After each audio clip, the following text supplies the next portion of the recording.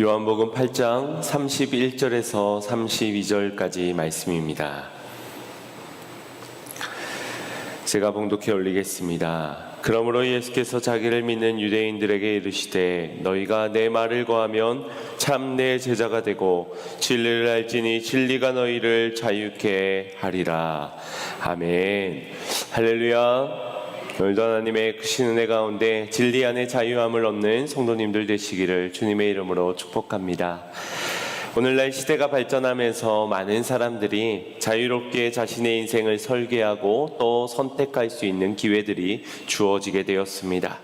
그 덕에 많은 것들을 또한 누리게 되었습니다. 하지만 자유를 향한 갈망은 여전히 우리 안에 있고 또 그 자유를 향한 갈망은 이전보다 더 커진 것 같은 느낌도 들기도 합니다. 지금보다 더 자유로운 인생이 되기를 바라면서 더러는 집도 직장도 관계도 시간에도 얽매이고 싶지 않아 속세를 떠나 산속으로 들어가 자연인으로 살겠다 하는 이들이 늘어나고 있습니다. 모든 연락을 차단하고 나를 몰라보는 다른 나라로 여행을 훌쩍 떠나는 사람들이 있는가 하면 자유로운 생활을 위해 심지어 거리에 노숙자 생활을 선택하는 이들도 있습니다. 모두에게는 방법은 다르지만 저마다 자유를 향한 갈망이 존재해 보입니다. 그런 이들을 위해 국가적으로도 헌법의 여러 자유들을 명시하여 국민들에게 보장된 자유를 누릴 수 있도록 제정을 해두기도 하였습니다. 신체의 자유, 양심의 자유, 종교의 자유, 표현의 자유, 집회 결사의 자유, 직업 선택의 자유 등 뭔 자유가 이렇게나 많나 싶지만 다양한 자유를 보장해 줄 만큼 우리 인간들은 자유를 갈망하고 있다는 것을 알 수가 있습니다. 왜 이토록 사람들은 자유를 갈망하며 또 자유하다고 하면서도 더 큰 자유를 꿈꾸는 것일까요? 태어날 때부터 가진 인간의 본성일까요? 아니면 지난날 억압받고 또 구속받아온 기억이나 역사 때문에 존재하게 된 욕구일까요? 그것도 아니라면 지금 현재 어떤 제한을 받고 있거나 아니면 앞으로 미래에 구속이 될 어떤 염려에 대한 부분일 것일까요? 성경은 하나님께서 만물을 창조하실 때 우리 인간에게 선물로 주신 것이 자유라고 말씀합니다. 땅에서 생육하고 번성하여 땅에 충만할 것을 말씀하시며 특별히 인간에겐 자유의지로 허락하여 주시며 다스리고 정복하도록 하셨습니다. 그 자유를 주신 대표적인 것이 바로 동물들의 이름을 짓는 일입니다. 그 이름은 곧 그들의 정체성이 되었습니다. 거기에 하나님의 어떤 개입이나 간섭이 있지 않았습니다. 이름을 짓고 하나님께 어떤 컨펌을 받거나 수정을 당하는 일은 없었고 그저 아담에게 불려지는 그것이 이름이 되었습니다. 엄청난 권세를 인간에게 선물로 주신 것이지요. 하지만 더러는 하나님께서 선악과를 동산 중앙에 두시고 그것을 먹지 말라 하셨으니 완전한 자유는 아니라고 말하기도 합니다만 그렇지 않습니다. 인간에게 주신 자유는 하나님의 말씀을 따를 자유가 있는 것이고 또 하나님의 말씀을 따르지 않을 자유까지를 허락하신 만큼 우리 피조물에게 있어서는 가히 주장하거나 상상할 수도 없는 자유라는 선물을 우리에게 주신 것입니다. 그 하나님께서 이런 위험천만한 자유의지를 인간에게 주신 이유가 무엇이겠습니까? 바로 그 자유 안에서 드려지는 우리의 예배를 하나님께서 원하시기 때문입니다. 억지로가 아니라 인색한 마음으로가 아니라 인간을 창조하신 목적이기도 하면서 그 예배가 자원하는 마음으로 기뻐하는 마음으로 감사하는 마음으로 드려지는 온전한 예배가 되기를 원하셨던 것입니다. 하지만 인간은 그 자유 안에서 예배하는 삶을 포기하고 얽매이고 또 구속을 당하는 삶을 스스로 선택하게 되었습니다. 바로 선악과를 따먹은 일입니다. 눈이 밝아져 하나님처럼 되고자 다시 말해서 지금의 자유보다 더 큰 자유를 갈망하고 꿈꾸다 오히려 주신 자유마저 잃어버리게 된 것입니다. 그때부터 인간은 땀을 흘려야만 했고 해산의 고통을 당해야만 했습니다. 죽음은 비켜갈 수 없게 되었습니다. 자유를 잃어버리게 된 것이지요. 그리고 잃어버린 그 자유를 영원토록 갈망할 수밖에 없게 만드셨습니다.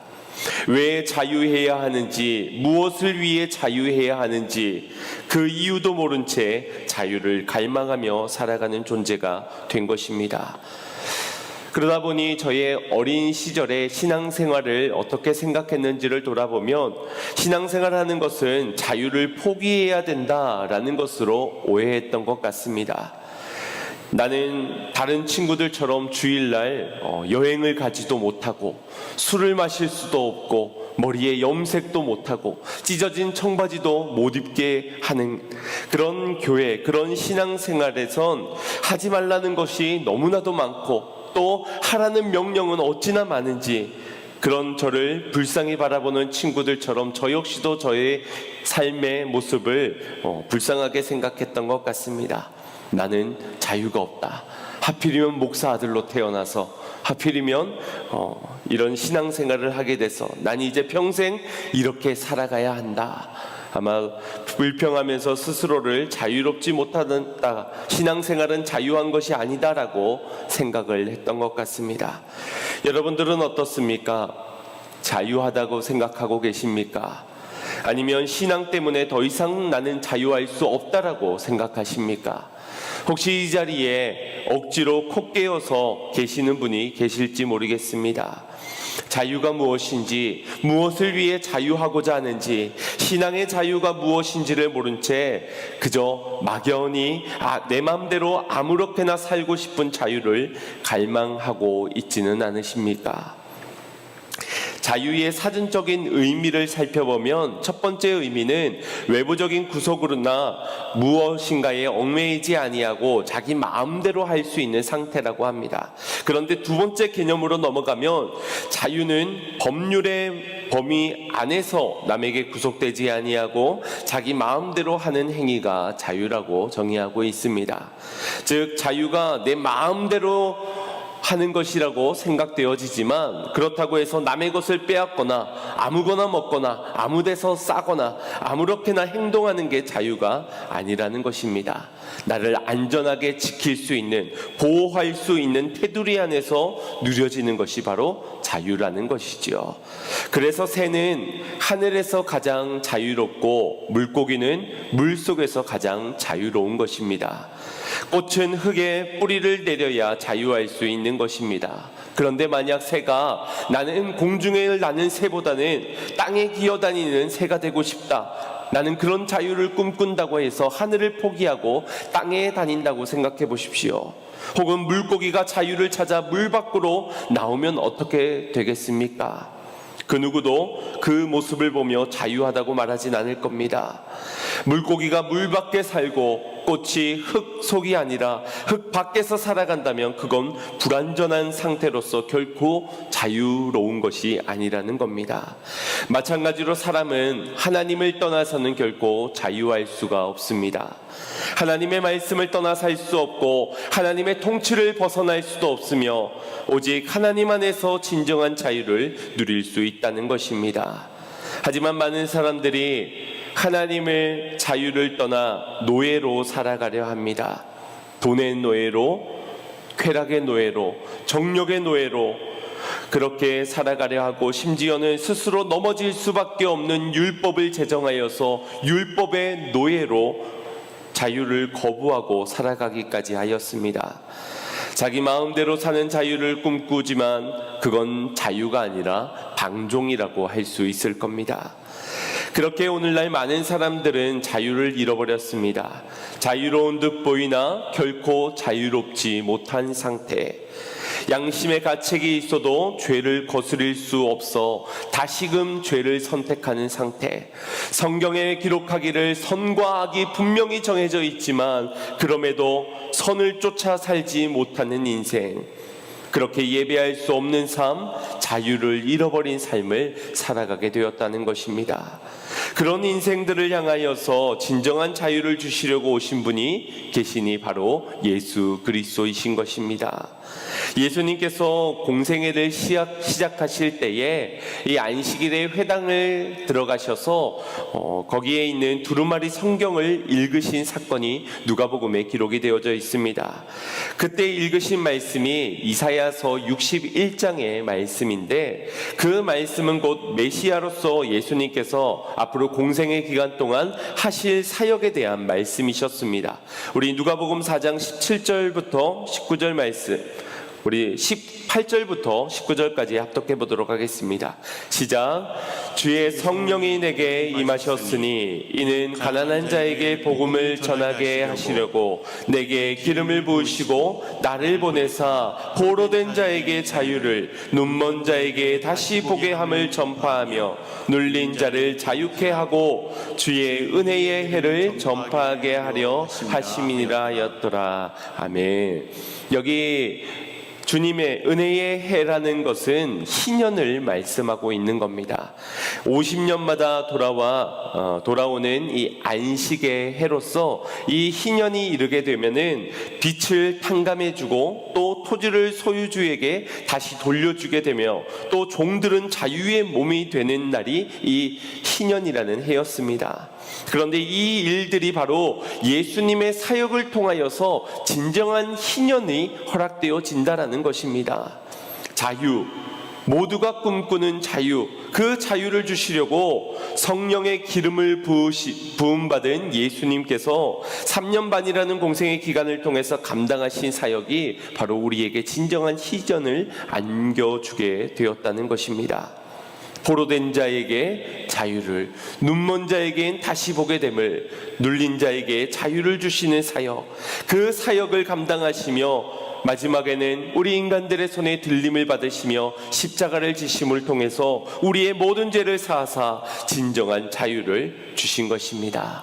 여러분, 주님께서 주신 이 자유로 누리고 계십니까? 예수님의 순종하심으로 얻은 이 자유로 하나님을 참되게 예배하고 계십니까?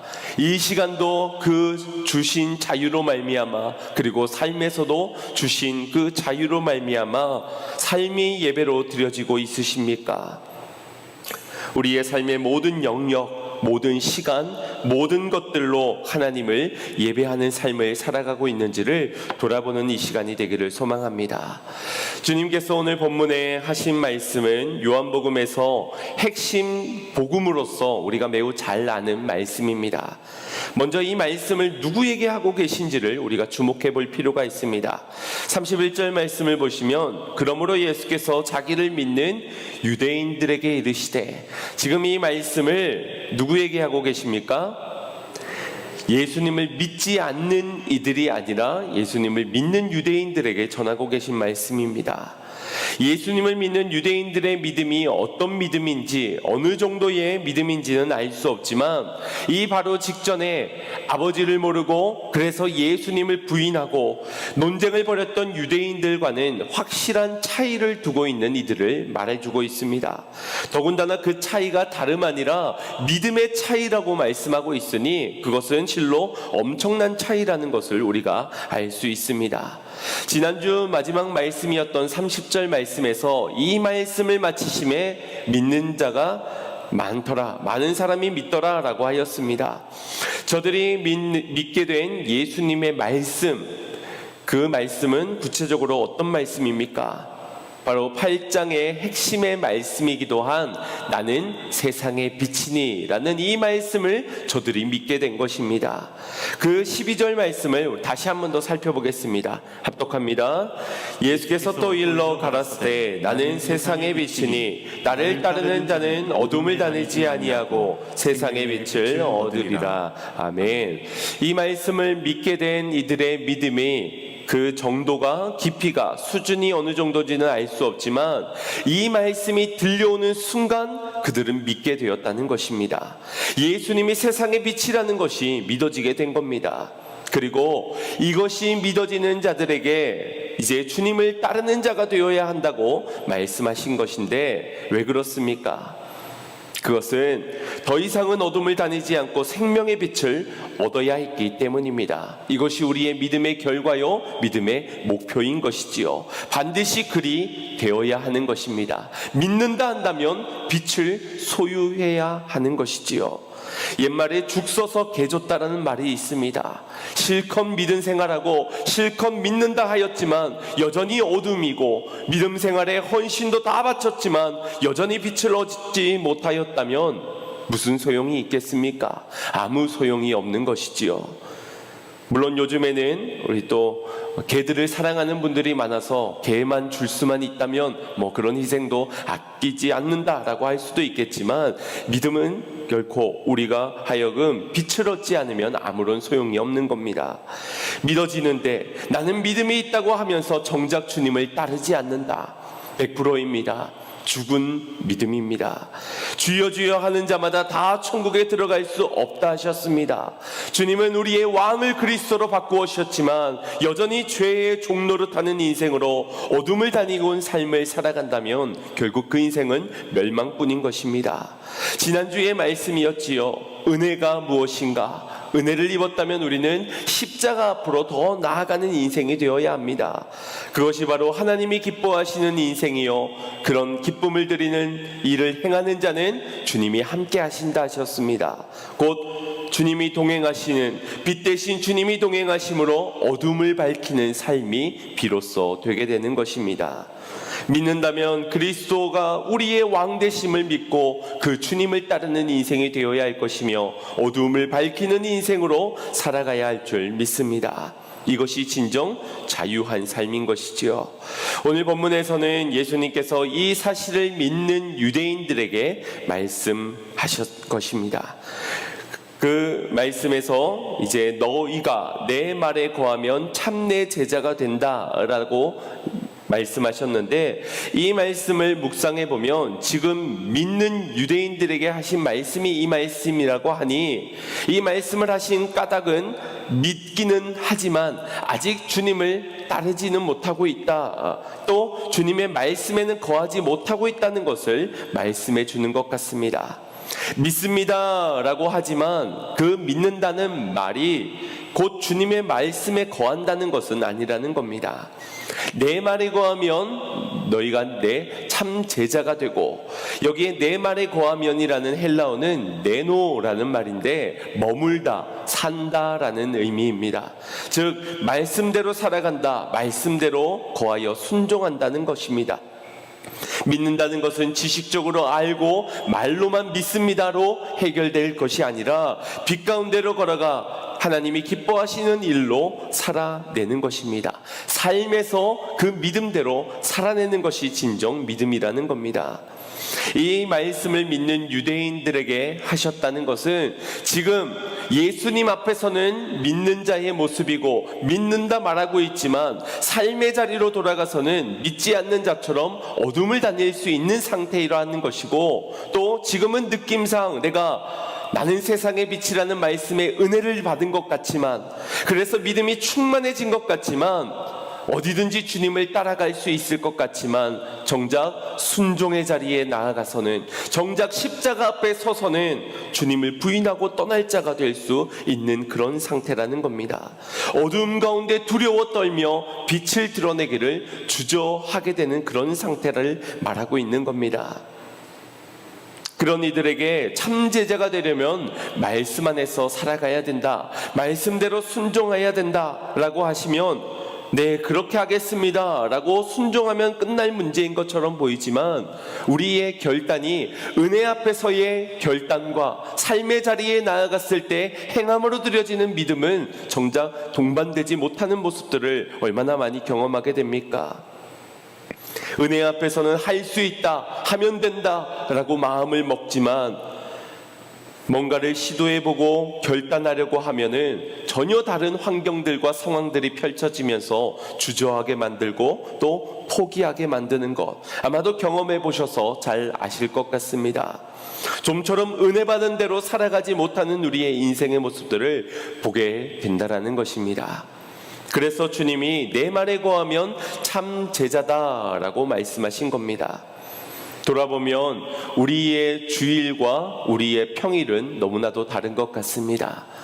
우리가 교회에서의 모습과 가정에서의 모습은 참 다른 듯합니다.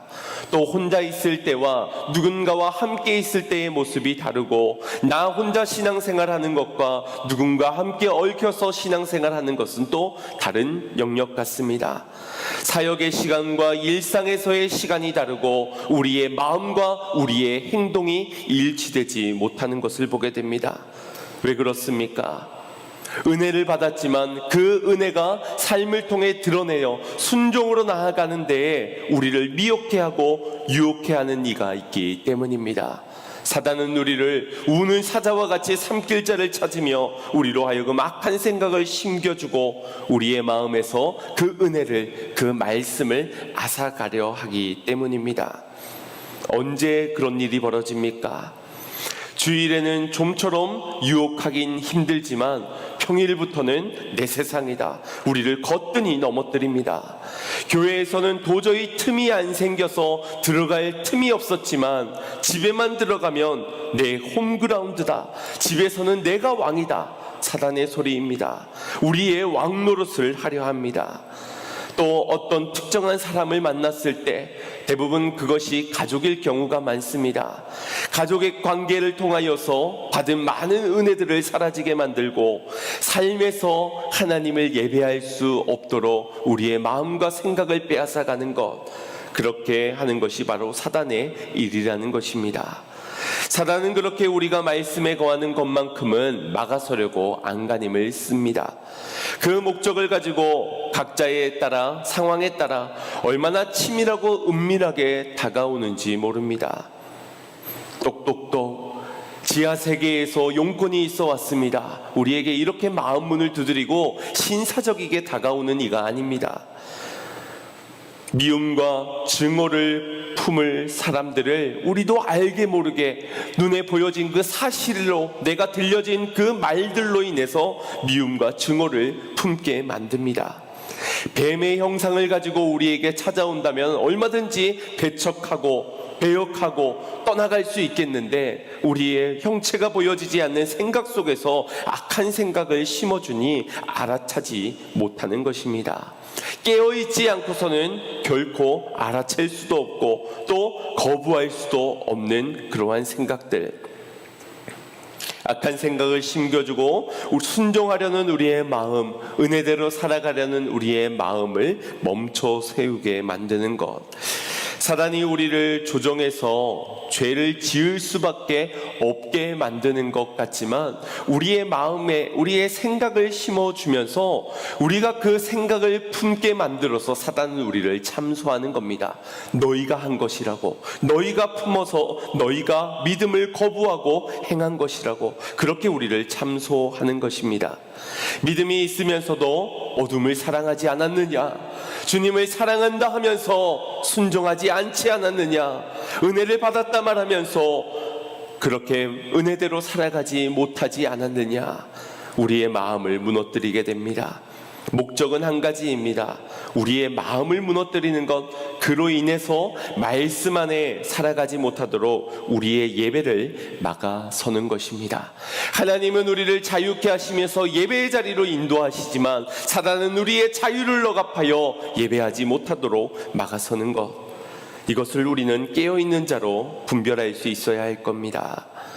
주님께서는 지금 그런 이들, 믿기는 하지만 빛 가운데로 예배하기 위해 나오지 못하는 자들에게 오늘의 말씀을 하고 계신 겁니다. 내 말에 거하면 참 내 제자가 될 것이다. 삶을 통해 맺어지는 열매를 보고 내 제자인지를 판단하겠다 하십니다.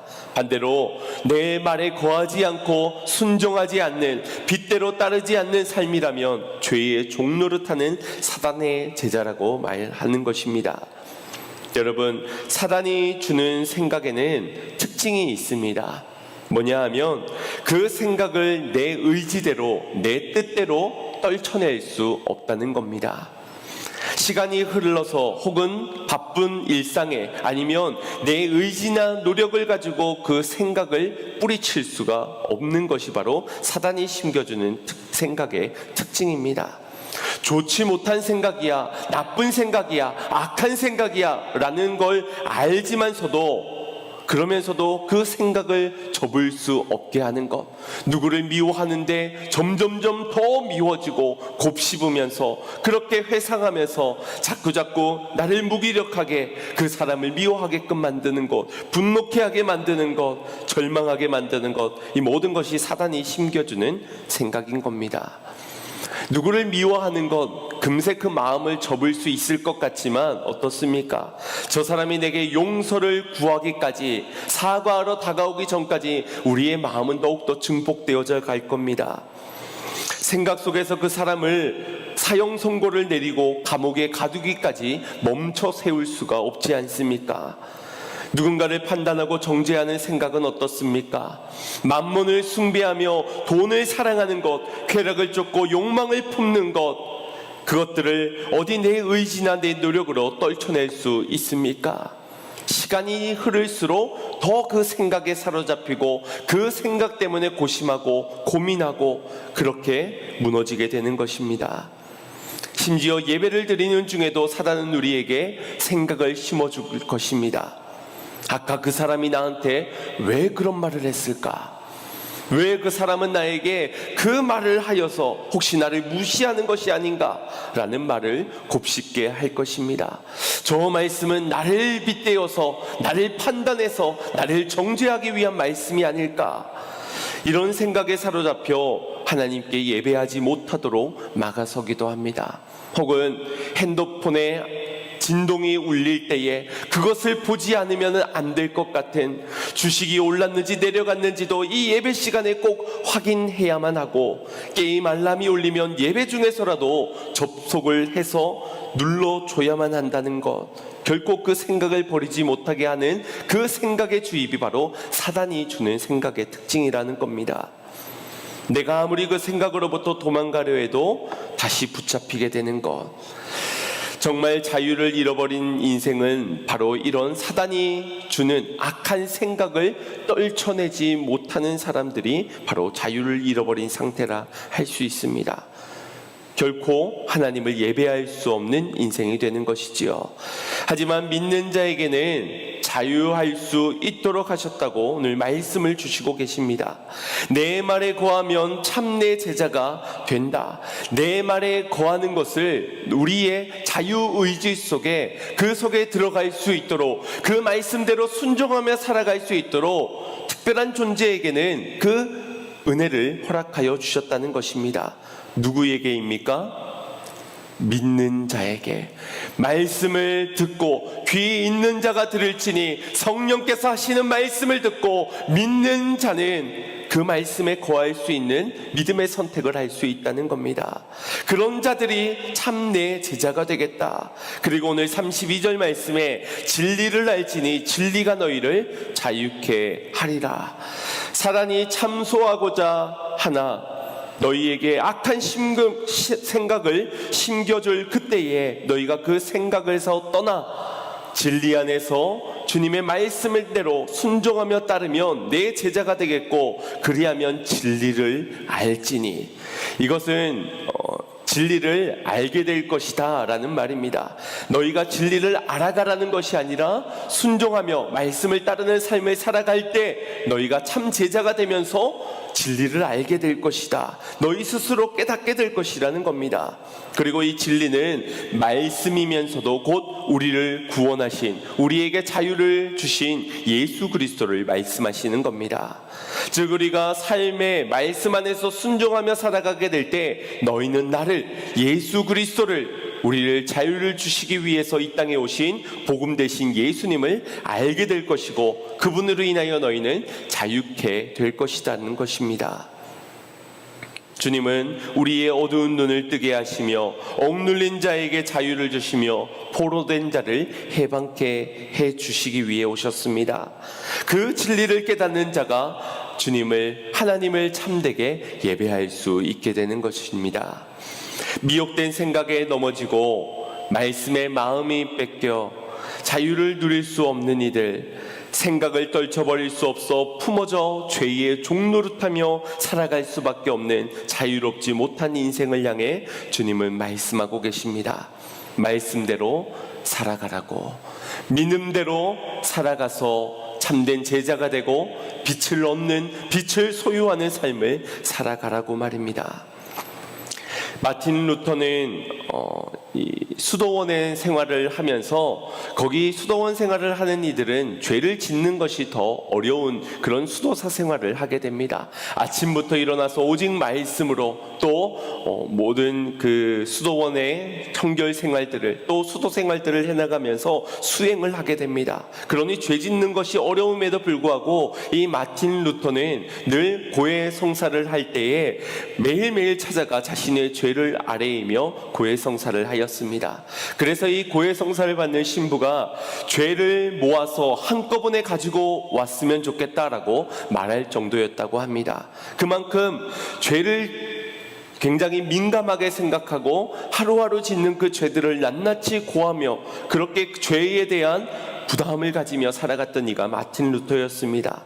그러던 어느 날 로마서에 의인은 믿음으로 말미암아 살리라 라는 그 말씀을 통하여서 더 이상 죄에 얽매이는 인생이 아니라 하나님으로부터 예수 그리스도의 보혈로 인하여서 자유함에 대한 인생을 깨닫게 되었습니다. 그러던 그의 인생 가운데 한날은 너무나도 심한 질병을 앓면서 죽음의 문턱을 오르내리고 있을 때에 사단이 눈앞에 찾아왔다고 합니다. 그러면서 두꺼운 책 한 권을 그에게 내밀면서 그 책을 보게 하니 그 책에는 마틴 루터의 모든 지난날의 죄가 낱낱이 고발되어져 있었다고 합니다. 하나하나 살펴보니 모든 죄가 자신이 지은 죄가 맞더랍니다. 낙심이 되고 상심이 되었지만 그는 다시금 그 책을 사단에게 던져주며 이렇게 말하였습니다. 이 책에 기록되어진 죄가 분명 내 죄가 맞지만 내가 알지 못하는 것이 있으니 바로 예수 그리스도의 보혈의 피로 나의 모든 죄는 씻김을 받았다. 그러니 그 죄의 목록을 가지고 떠나라라고 그렇게 외쳤다고 합니다. 진정 자유케 된 인생을 그가 선언한 것입니다. 그 말씀이 로마서 8장 1절 2절 말씀에 우리에게도 선언되어지고 있습니다. 합독해 보겠습니다. 시작. 그러므로 이제 그리스도 예수 안에 있는 자에게는 결코 정죄함이 없나니 이는 그리스도 예수 안에 있는 생명의 성령의 법이 죄와 사망의 법에서 너를 해방하였음이니라. 아멘. 여기 해방하였다는 헬라어가 오늘 본문에서 본 자유케 하리라는 그 말씀과 같은 단어입니다. 즉 예수를 믿을 때 생명의 성령의 법이 우리로 죄와 사망의 법으로부터 해방시켰다는 그 진리가 우리를 자유케 한다라는 것입니다.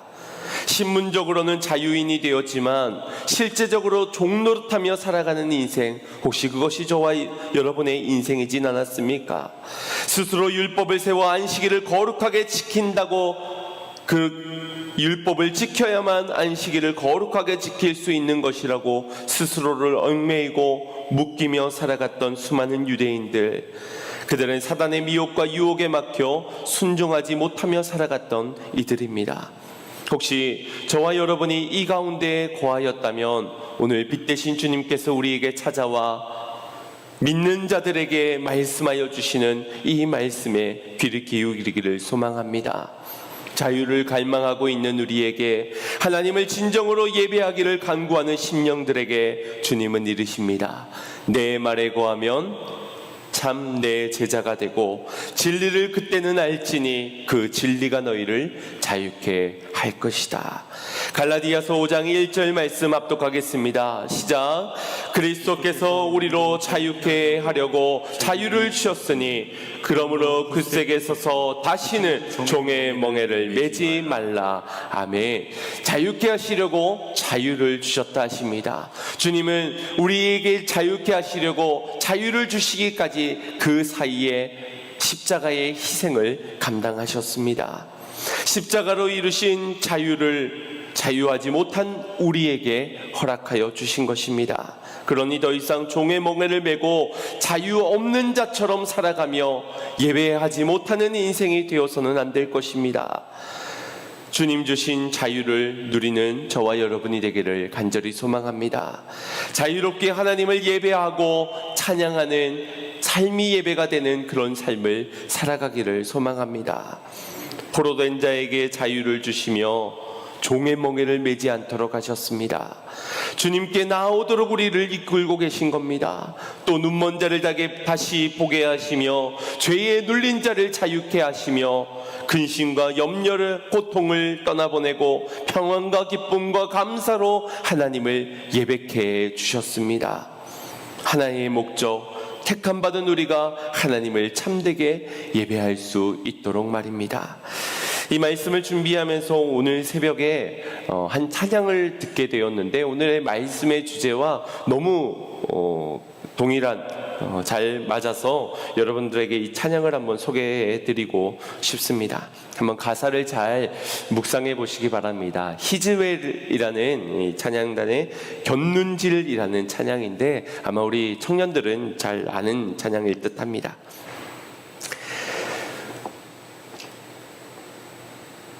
오늘 이 땅을 밟았다가도 내일은 주님 볼 수도 있죠. 왜 미련하게 영원히 살듯 진리를 떠나 왜 곁눈질하나.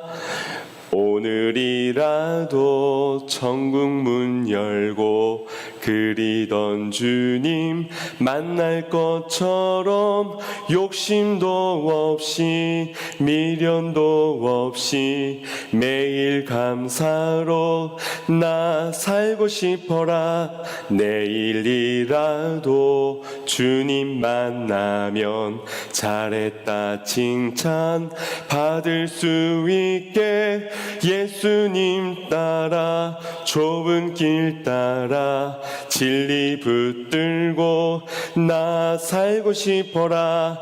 오늘 이 땅을 밟았다가도 내일은 주님 볼 수도 있죠.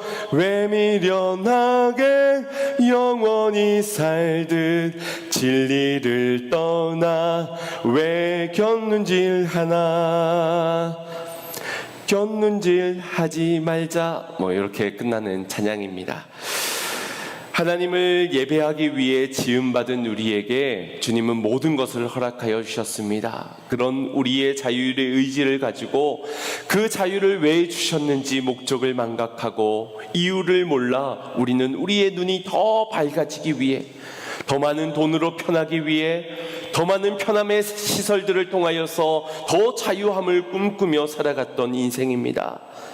그런 자유를 통해 하나님을 예배하기보다 남들보다 더 나은 인생을 꿈꾸며 그렇게 세상을 곁눈질하며 살아갔던 우리의 인생 아닙니까?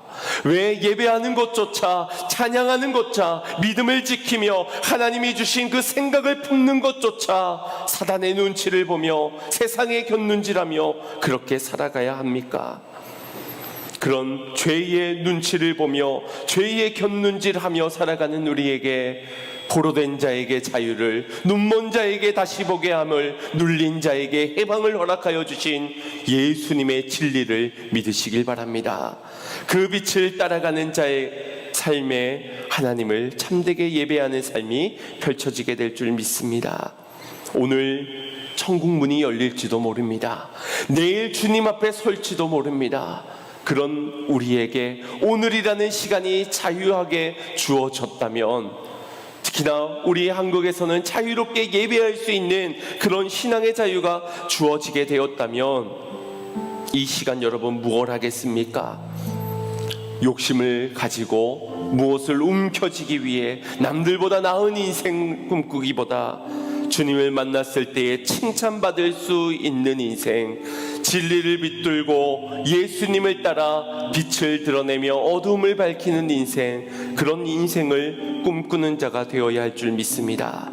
요한복음 4장 23절 말씀에 아버지께 참되게 예배하는 자들은 영과 진리로 예배할 때가 오나니 곧 이때라. 아버지께서는 자기에게 이렇게 예배하는 자들을 찾으시느니라 말씀하셨습니다. 주님이 우리를 자유케 하시고 그 이유와 목적은 하나님을 온전히 예배하도록, 온전히 예배하는 자들을 지금도 찾고 계신 것입니다. 주님께서 우리를 원하실 때에 우리의 마음과 생각을 주님께 드리기를 소망합니다. 내 것이라고, 내 자유라고, 내 마음대로 살겠노라고 그렇게 완강하게 자유를 거부하고 죄에 얽매이는 삶이 아니라 마음과 생각을 지켜 하나님을 예배하고 몸과 영혼을 들여 또한 말씀대로 살아가는 우리의 말과 행실대로 그렇게 주님을 예배하는 삶이 되기를 소망합니다. 예수 그리스도의 놀라운 은혜와 사랑으로 자유케 된 우리가 진리와 영으로, 영과 진리로 하나님을 참되게 예배하는 복을 누리며 살아가기를 주님의 이름으로 축원드립니다. 우리 같이 합심하여서 말씀을 생각하며 자유를 주실 때에 이 자유로 말미암아 하나님을 찬양하며 하나님을 예배하는 인생을 살아가겠노라고 우리 결단하는 찬양 드리고 기도하겠습니다.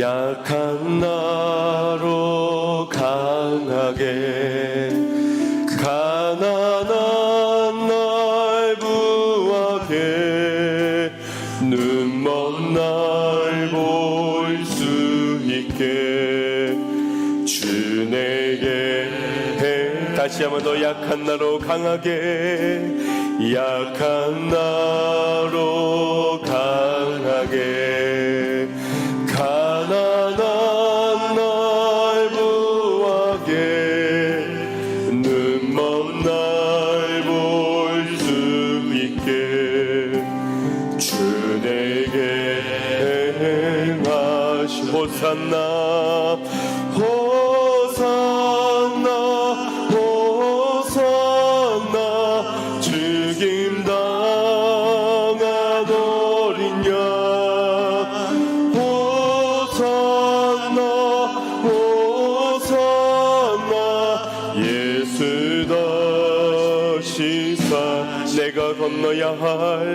내가 건너야 할까 거기서 내 죄 씻었네 이제 주의 사랑이 나를 향해 흐르네 깊은 강에 서축하 나를 일으키셨도다 구원의 노래 들으니 예수 자유 주 호산나 호산나